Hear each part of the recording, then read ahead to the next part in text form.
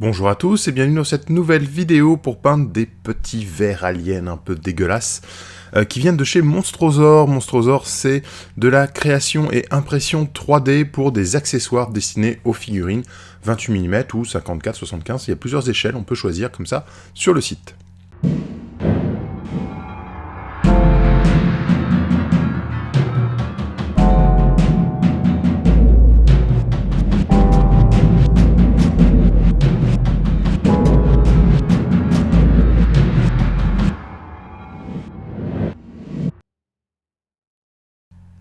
Donc là, on va peindre deux petits vers qui ont été sous-couchés en Resbone et collés sur des petits cure-dents pour faciliter la manipulation lors de la peinture. C'est vraiment tout petit, hein. J'ai des gros doigts, mais quand même.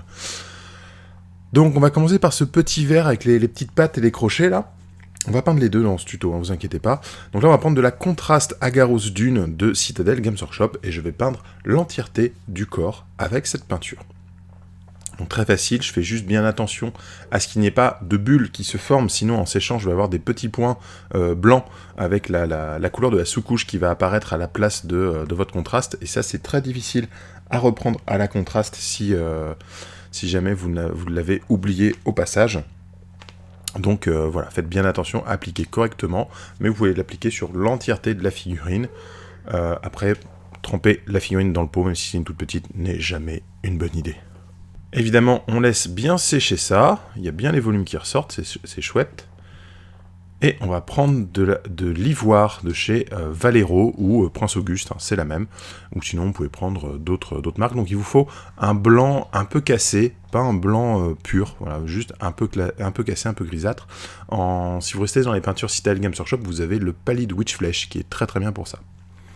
Et là, en fait, je vais juste rehausser les anneaux de ce verre, là, remettre en valeur les volumes de la sculpture avec le plat du pinceau. Donc c'est presque un brossage que je suis en train de faire, en fait, en soulignant, comme ça, par éclaircissement, les volumes de la figurine pour ne pas remettre de peinture dans les creux qui vont rester sombres. On va venir maintenant avec du Morghast Bone, toujours chez Citadel, pour faire toutes les parties en dur, donc tout ce qui va être les petites griffes là, de ses papates, et les deux crochets là, qui dépassent de sa tête, deux trucs mandibules ou je sais pas quoi, enfin, c'est un truc entre un ver, un mille pattes, une araignée, je sais pas exactement ce que c'est comme bestiole, mais c'est vraiment dégueulasse. Voilà, donc on va faire toutes les petites papates et les crochets.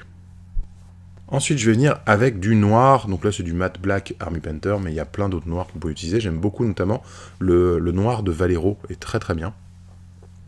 Et là, on va faire les yeux, là c'est deux gros globules qui me font penser un peu à des, vous savez, les yeux à facettes, un peu façon mouche.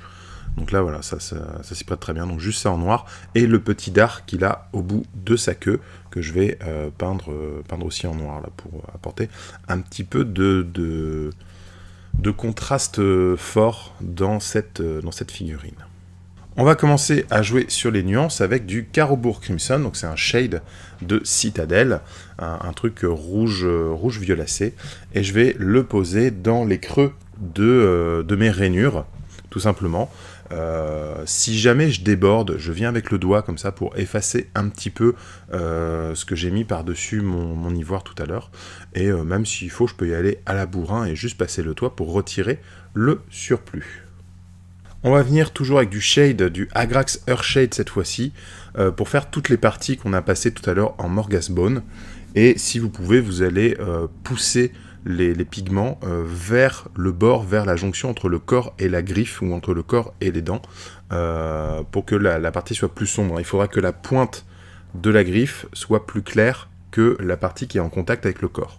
Alors, une fois que ce shade est bien sec, on va revenir avec l'ivoire de tout à l'heure, et justement on va éclaircir ces griffes. Alors, toujours avec le plat du pinceau, je vais aller du corps vers l'extérieur, de l'intérieur vers l'extérieur. Je pose mon pinceau et je descends vers le bout de la griffe en insistant sur le bout, en faisant un petit point comme ça d'ivoire pour que ce soit bien clair. Et voilà, ce petit ver à pattes avec des crochets et des yeux de mouche là et son dard machin, c'est fini. Comme vous voyez, c'est un tout petit machin, quoi. C'est vraiment tout petit, c'est parfait pour agrémenter le socle d'une figurine, pour placer dans un décor, pour un diorama, des choses comme ça. Ça peut être très très sympa. Mais ce n'est pas le seul verre qu'il y a dans le kit, donc je vais vous montrer la peinture pour un deuxième verre. Les techniques sont assez similaires, vous allez le voir, on va utiliser des peintures différentes, et justement, on va essayer d'avoir un rendu un peu spécial.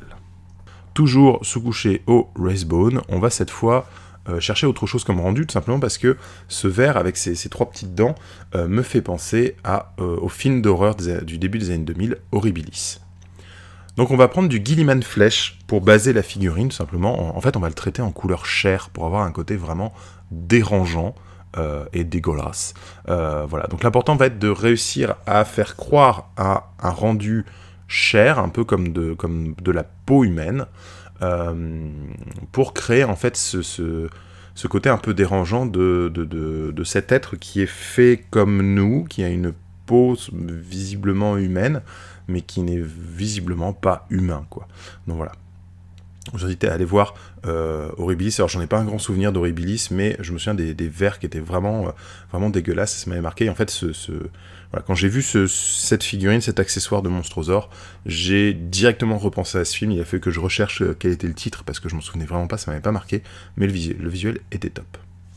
Ensuite, je vais prendre du Coelia Green Shade, toujours Shade chez Citadel, et on va ombrer en fait les anneaux et le bas de la figurine. Alors comme sur la figurine précédente, hein, je peux y aller un peu à la bourrin et ensuite venir avec le doigt effacer, juste laisser voilà, le Coelia dans les creux et vers le bas. Donc je vais poser à la bourrin, puis je vais poser mon doigt par-dessus et revenir affiner l'intérieur des anneaux, comme ça, pour vraiment... voilà, avoir une ombre bleu-vert. En fait, ça marche très bien sur tout ce qui va être un peu chair. Les ombres bleu-vert, c'est très efficace. Pour souligner cet effet chair un peu dérangeant, on va prendre du Kislev Flèche et on va rééclaircir les anneaux, comme on a fait sur l'autre avec de l'ivoire tout à l'heure, mais là on va le faire couleur chair. Le but va être d'avoir un rendu façon peau. Voilà, donc j'éclaircis tranquillement. On va juste enfin, il n'y a rien de compliqué, la sculpture est assez fine et bien gravée, c'est assez profond aussi pour pas peindre un élément par accident en fait. Donc très bonne définition de l'impression et tout, c'est vraiment chouette. Je vais venir avec de l'ivoire pour notamment faire ces petites quenottes et puis rééclaircir quelques petits points comme ça de la chair, quelques plis autour de la bouche par exemple, ou des choses comme ça. Notamment les plis autour de la bouche, je vais un peu insister parce que comme je sais que par la suite je veux mettre du sang, en fait en mettant le pli en blanc, ça va beaucoup plus ressortir sous le faux sang. Voilà. Mais faut pas y aller trop brusquement, je vais pas éclaircir autant que le verre précédent, tout simplement parce que je veux un rendu plus humain, qui va vraiment être dérangeant et dégueulasse. Et comme tout film d'horreur qui se respecte, on va passer aux effets spéciaux avec du Blood for the Blood God pour faire toute la partie un peu gore et sanguinolente. Donc voilà, donc comme si c'était un ver qui grandissait à l'intérieur d'un corps et qui rongeait de l'intérieur pour pouvoir sortir. Donc qui rongeait les intestins, les entrailles, les organes, la chair et la peau comme ça pour réussir à sortir comme le chestbuster d'Alien, comme ça qui jaillit plein de sang avec une matière, une peau très lisse qui va faire que le sang va couler autour, va pas rester incrusté.